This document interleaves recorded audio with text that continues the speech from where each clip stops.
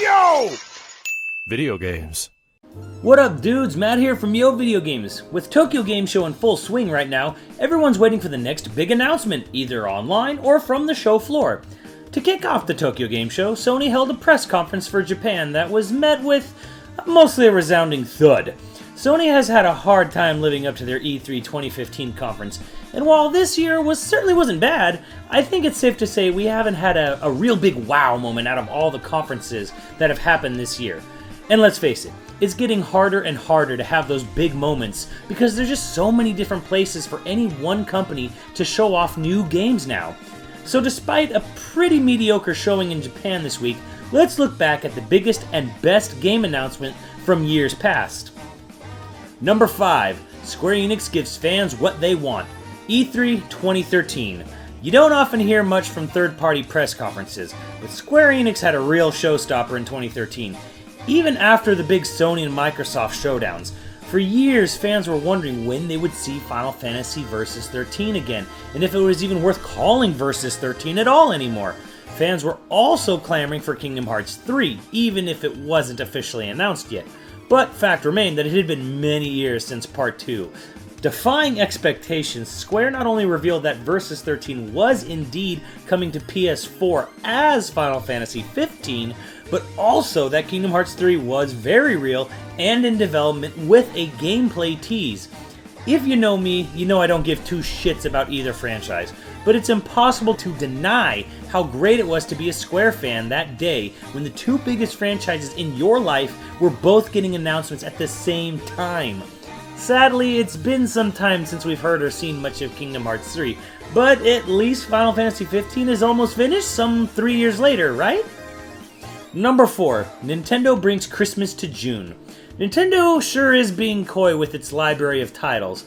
Not only did we not get a big mainline Mario game for his 30th anniversary, but both Zelda and Metroid are missing their 30th anniversaries as well, with little more than some new amiibos and cease and desist letters. But once upon a time in 2010, Nintendo seemed to do everything right. Now, it wasn't all roses. They tried to start strong with a big gameplay demo of the next main Zelda game in time for its 25th anniversary. Sadly, that game was Skyward Sword, and the motion controls died miserably on stage.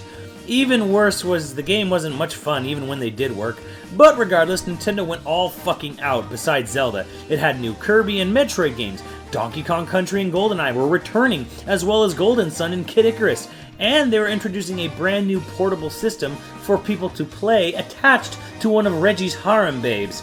Sadly, this would be the last time we ever saw Nintendo act so fierce, especially live on stage, but it was still an amazing show for a system's 5th appearance at E3. Number 3. Sony fucks Microsoft right in the ass.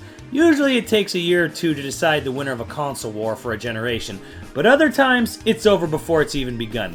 This would actually be the second time Sony would win a console war before a single system was sold, the first being the disastrous Saturn launch. In 2013, smug-ass Sony didn't just utter one word and drop the mic. No, they were out for fucking blood.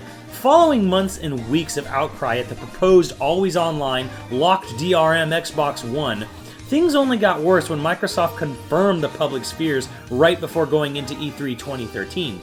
The Xbox One was going to be quite possibly the most anti-consumer video game system of all time.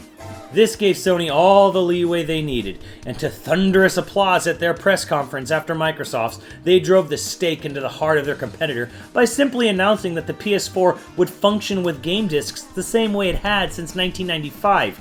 Even better was their mock instructional video showing off how to share a PS4 game with a friend. It took Microsoft a week to reverse their thinking and change the Xbox One into something resembling a decent console, but even so, the damage had been dealt, and PS4 has run circles around the Xbox One worldwide since launch, and it doesn't look to be reversing anytime this life cycle. This is how you share your games on PS4.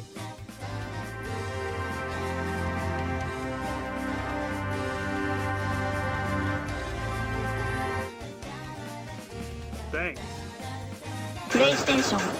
Number 2. The Reginator is born. For some of the younger viewers, this moment might not make a lot of sense, but for those who followed gaming closely during the early 2000s know how significant this was. Nintendo had an absolutely disastrous E3 2003. As the GameCube continued to lose ground to mega popular new franchises with Halo and Grand Theft Auto 3, the response was a poorly supported feature to add a connection cable from Game Boy Advance to GameCube, and their big showcase game was Pac-Man Vs., a title that would end up being a pack-in for the multi-platform Pac-Man World 2. Even worse was George Harrison fumbling through his presentation as he waited for his prompter to keep up as he tried to sell the link cable with all the grace and tact of a politician or used car salesman. Even worse was when he outright insulted Rockstar by stating their characters would never alter who they were and that Mario would never start shooting hookers. Nintendo is pretty famous for being out of touch these days, but 2003 was even worse, as it made them staunchly standing against the best-selling game of the era and failing to realize why people enjoyed it so much. Fast forward a year and George is out and a new spokesperson is in, Reggie Fils-Aimé. His first words set a bold new precedent for the company. He was about kicking ass and taking names, and Nintendo was about making games. And he had quite a lineup to show for it, a playable Resident Evil 4, Metroid Prime 2, and DK Jungle Beat. Reggie was also there to introduce the world to the Nintendo DS, one of the best-selling systems of all time. But it was the end of the conference that lives in infamy. The best for last announcement of Twilight Princess, the explosive reveal that made people legit cry. Not only was it a brand new Zelda adventure, but it was showing that Nintendo listened to fans and that the polarizing art style of Wind Waker would not be the definitive look for this series. Nintendo's reward was the highest selling game in the franchise next to Ocarina, so naturally Nintendo would ignore this with future installments. But for one shining moment, Nintendo was alive, it was responsive, and it was the talk of the town for everyone that show. Number 1. Sony makes dreams reality. Much like Final Fantasy XV, we all waited the entire PlayStation 3's life for the next Team Ico title, The Last Guardian, and even despite major websites reporting its cancellation, Sony kicked off E3 2015 with a full gameplay demonstration of The Last Guardian, alive and well on PS4. But Sony wasn't done with just one wish fulfillment. The two biggest impossible dream games of the past decade was a remake of Final Fantasy VII and Shenmue 3. Both titles were denied by their respective publishers, and yet, in one fell swoop, Adam Boyes, with Santa Claus-like glee, announced and introduced trailers to both games nearly back-to-back, cementing years of goodwill into the user base. Having one big surprise is what most gamers hope for at a press conference, but having 3 of the most requested titles ever all in one place is something that has certainly not been duplicated since, and just might never happen again. It was a landmark moment for both Sony, press conferences, and gamers in general, so really, it's no wonder they've had such a hard time matching it. Hell, even Nintendo seems scared to record even a video presentation since that. So there you have it, 5 of the biggest moments in press conference history. Hopefully all 3 can learn something from these and remember it next time they want to fill a presser with dull marketing stats, or finishing on a fucking TV commercial with little to no actual gameplay.